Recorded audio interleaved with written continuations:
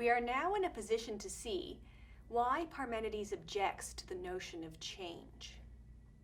We must reject the notion of change, he argues, because thinking about change involves thinking about what is not. And that's the route of inquiry that is forbidden to all rational thinkers.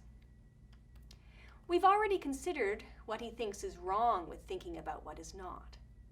Now let's consider change and see how it involves what is not.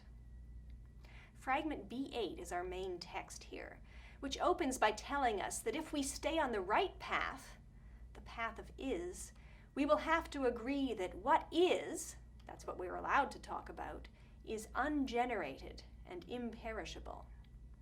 That is, whatever there is does not come to be or cease to be.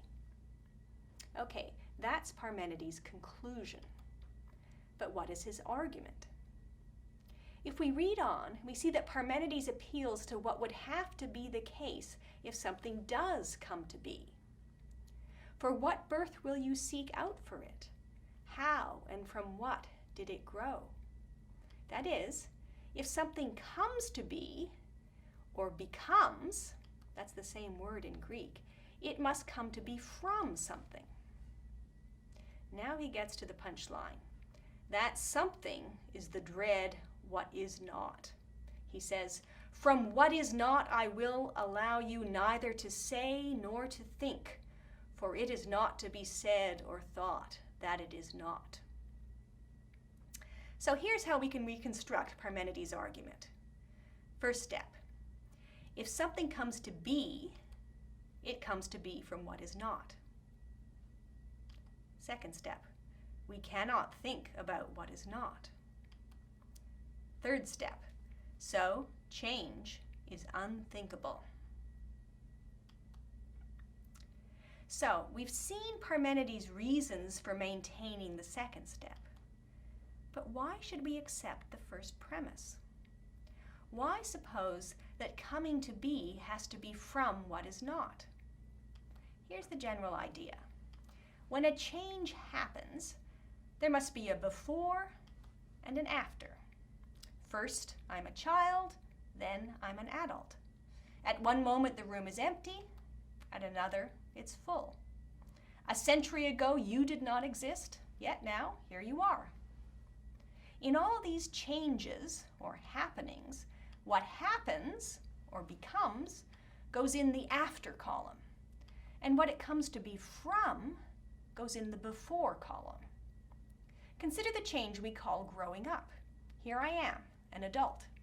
So we can put that in the after column. The adult is.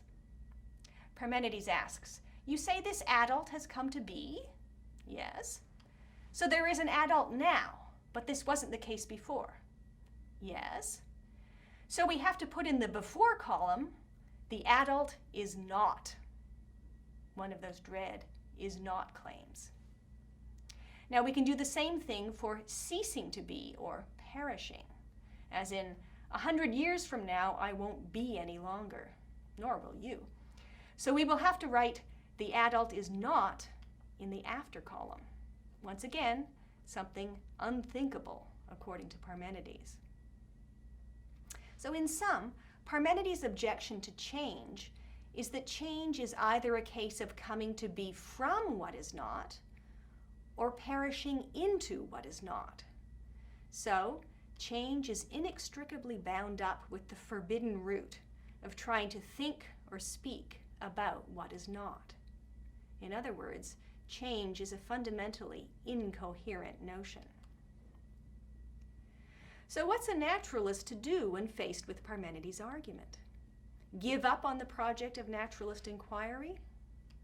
Even Parmenides isn't prepared to go that far.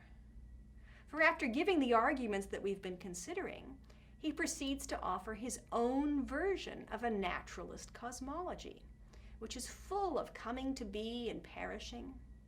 Look at fragment B19, which occurs at the end of that cosmology. In this way, according to opinion, these things have grown and now are, and afterwards, after growing up, will come to an end. Lots of changes invoked here. But note the disclaimer about opinion, doxa, which he has branded in other contexts deceitful and untrustworthy. Now, opinion is contrasted with knowledge, a theme to which we will return when we study Plato. For Parmenides, knowledge and truth lie along the austere path of the is, while cosmology, which partakes of both the is and the is not, lies along the path of mortal opinion, of those who, in his phrase, are borne along, deaf and blind alike, dazed, hordes without judgment, for whom to be and not to be are thought to be the same and not the same, and the path of all is backward turning. Note the dig against Heraclitus at the end of that quote. So Parmenides does not himself give up the project of naturalist inquiry. We can't help ourselves from believing in a changing world and from constructing theories about it, he seems to be telling us. However, he does insist that there is no knowledge to be had from such inquiry. Naturalist cosmologies, no less than Homeric poems, are a kind of fiction. This is in effect to deny naturalist inquiry the status of science. Later naturalists, however, want to defend the scientific status of their inquiries, their claim to be seeking knowledge of the natural world. So they have to come to terms with Parmenides' argument.